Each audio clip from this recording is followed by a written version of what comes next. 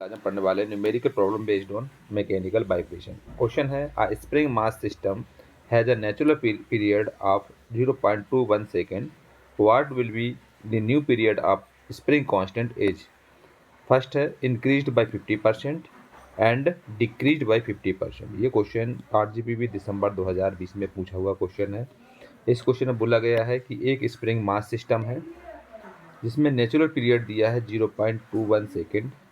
इसमें new period क्या होगा स्प्रिंग कांस्टेंट का जब इंक्रीज्ड बाय 50% किया हो और जब डिक्रीज्ड की करना हो 50% पर। तो ये क्वेश्चन RGPV दिसंबर 2020 में क्वेश्चन पूछा गया है। तो सॉल्यूशन करेंगे।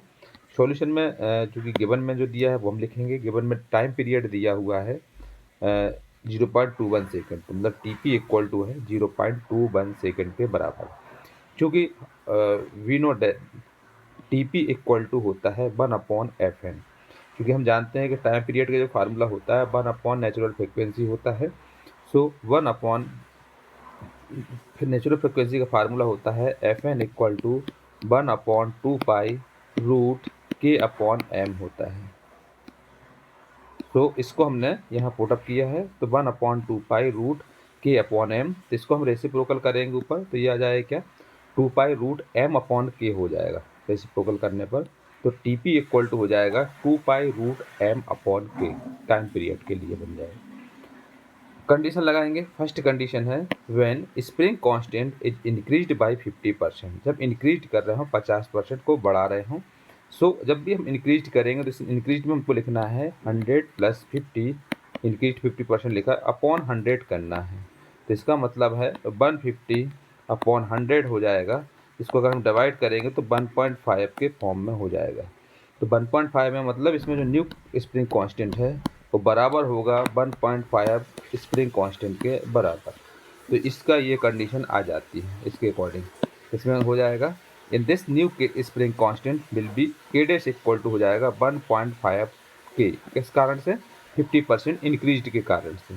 सो इक्वेशन नंबर 1 के अकॉर्डिंग देखेंगे तो इसमें हो जाएगा टाइम पीरियड TP डैश लगा देंगे, तो न्यू टाइम पीरियड है इक्वल टू π/2π√M/ जो K है तो K की जगह K डैश करना पड़ेगा, मतलब 1.5 K के बराबर लेना पड़ेगा। ये इक्वेशन नंबर 3 हम लिख सकते हैं। इक्वेशन नंबर 2 है, तो अब dividing equation second by equation first, second से फर्स्ट को हम डिवाइड करते हैं। तो ये हो जाएगा TP dash upon TP equal to √1/1.5 K upon √1/1K। इसको सॉल्व करते हैं अगर हम, तो सॉल्व करने पर ये हो जाता है TP डैश अपॉन TP की वैल्यू हम कर देंगे पुट 0.21, और यहाँ पर आ जाएगा कितना, K से K कैंसिल हो जाएगा, और इसको सॉल्व करते हैं तो 0.8165 आ जाता है। सो इसको TP डैश निकालना है, तो इसको हम इस साइड ले आएंगे तो मल्टीप्लाई में हो जाएगा। तो TP डैश इक्वल टू हो जाएगा 0.8165 इंटू 0.21, जिसको हम लिख सकते हैं 0.1715 सेकेंड के बराबर। सो नया जो टाइम पीरियड है वो कितना आ जाएगा, 0.1715 सेकेंड के बराबर आ जाएगा। इस तरीके से नया टाइम पीरियड निकल आएगा। अब दूसरी कंडीशन में देखेंगे कि जब दिया हुआ इसमें when spring constant decreased by 50%, 50% जब कम कर रहे हो तब, तो 50% कम कर रहा है तो हमको डिक्रीज में क्या करना है, 100 - 50/100 कर देना है। तो ये कितना हो जाएगा, 50/100 हो जाएगा, जिसको हम लिख सकते हैं 0.5 के बराबर। तो इसमें हम लिख सकते हैं नया कांस्टेंट लिखेंगे, इसमें constant K double dash equal to 0.5 K के बराबर रहेगा। इस तरीके से इसमें कंडीशन आएगी K double dash equal to 0.5 K के बराबर। डिक्रीज्ड में माइनस करना है, इंक्रीज में प्लस करना है। तो इससे आ जाएगा when spring constant is decreased by 50%, so in this case new spring constant will be K double dash equal to हो जाएगा 0.5 K के बराबर। फ्रॉम इक्वेशन 1 जो थी उसके एक आधार पर रख देंगे।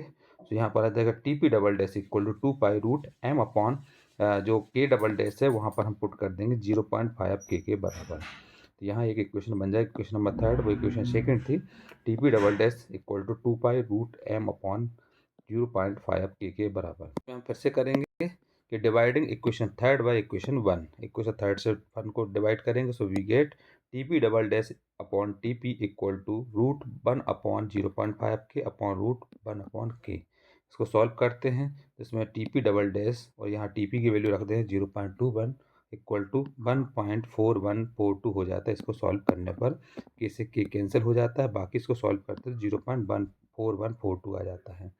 इसको इस साइड ले जाएंगे तो मल्टीप्लाई में हो जाएगा, तो TP double dash equal to 1.4142 into 0.21, इसको हम लिख सकते हैं 0.297 सेकंड के बराबर। तो जो नया टाइम पीरियड है वो आ जाएगा 0.297 सेकंड के बराबर हो जाता है। इस तरीके से इस क्वेश्चन को कंप्लीट करना है।